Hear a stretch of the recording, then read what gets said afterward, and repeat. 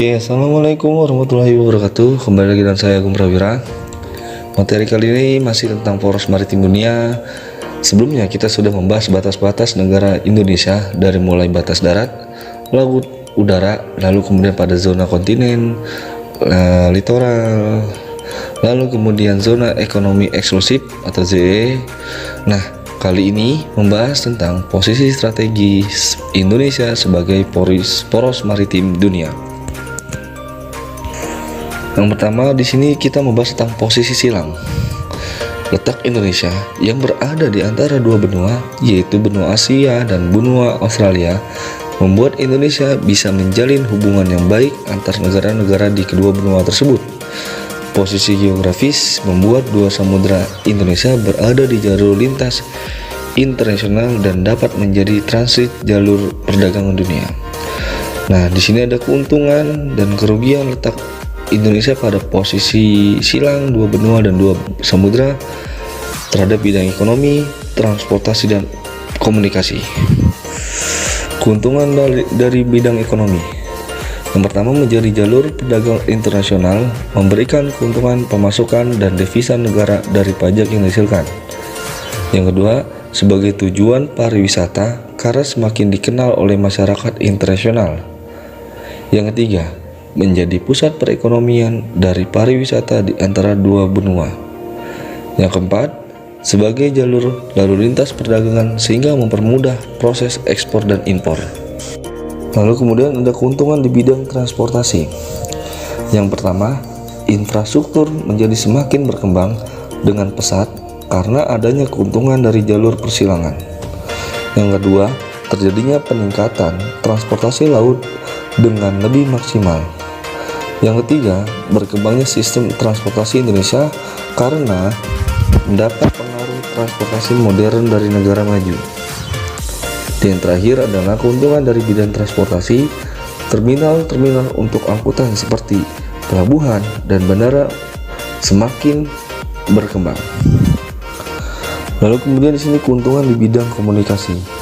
Masyarakat secara tidak langsung akan menguasai bahasa asing dengan baik. Lalu kemudian Indonesia mudah berkomunikasi dan menjalin relasi atau hubungan dengan negara lain sehingga terjalin hubungan internasional. Sedangkan kerugian dalam bidang ekonomi, yang pertama, munculnya pasar gelap yang membutuhkan penanganan serius. Ini kerap terjadi penyeludupan barang-barang yang tidak punya izin tanpa pajak seperti bea cukai rokok, kemudian alat-alat elektronik sering terjadi ketika sudah diciduk oleh polisi laut Indonesia. Barang tersebut dibuang di laut, lalu kemudian banyak masyarakat yang menemukan beberapa barang-barang elektronik dari negara yang tidak mendapatkan izin berjualan di Indonesia. Lalu kemudian persaingan global dan bebas menyebabkan produk barang Indonesia kalah bersaing. Kemudian di sini ada kerugian di bidang transportasi. Kendaraan produksi dalam negeri semakin ditinggalkan. Alat transportasi tradisional semakin ditinggalkan, pastinya. Karena apa? Semakin canggih dan teknologi semakin kian pesat, apalagi bersaing dengan negara-negara maju. Yang ketiga, pencurian ikan yang dilakukan oleh para nelayan negara lain karena sumber daya alam di negara tersebut sangat dikit.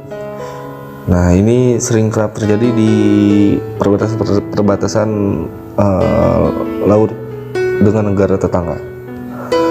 Yang terakhir, pengambilan batas wilayah Indonesia yang dilakukan oleh negara tetangga karena pengawasan di wilayah darat maupun laut kurang ketat. Sedangkan kerugian di bidang komunikasi, penggunaan bahasa asing yang berlebihan menyebabkan bahasa lokal semakin ditinggalkan. Banyak budaya yang masuk membuat budaya lokal dapat terpinggirkan. Banyaknya perilaku yang tidak sesuai dengan adat istiadat Indonesia atau norma-norma Indonesia karena mengikuti dari negara luar. Itu adalah dampak negatif dari bidang komunikasi. Oke, perlu diketahui Indonesia pada posisi silang ini menguntungkan sekali karena suatu negara ketika misalkan ambil contoh negara-negara Asia untuk menuju ke Australia atau Australia sebaliknya menuju ke Asia ataupun Afrika lewat jalur laut, maka dia harus melewati jalur-jalur laut di Indonesia ataupun pelabuhan-pelabuhan di Indonesia. Nah, itu tadi keuntungan posisi silang Indonesia. Nah, maka itu Indonesia disebutlah poros maritim dunia. Selain luas laut yang sangat luas, lalu kemudian negara kita juga negara kepulauan, sehingga negara-negara lain pun mudah untuk masuk ataupun mengambil sumber daya alam laut Indonesia dengan berbagai cara. Karena apa? Semakin luasnya suatu wilayah, maka pengamanannya pun semakin lemah. Karena apa?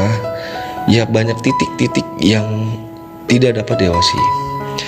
Kita sebagai generasi penerus maka harus dapat memberikan solusi bagaimana untuk melakukan pengawasan sumber daya laut di setiap perbatasan dengan negara tetangga, terutama dalam bidang kelautan. Baik, materi kali ini tentang poros maritim dunia, posisi silang, saya tutup. Mohon dicermati dan pahami. Wassalamualaikum warahmatullahi wabarakatuh.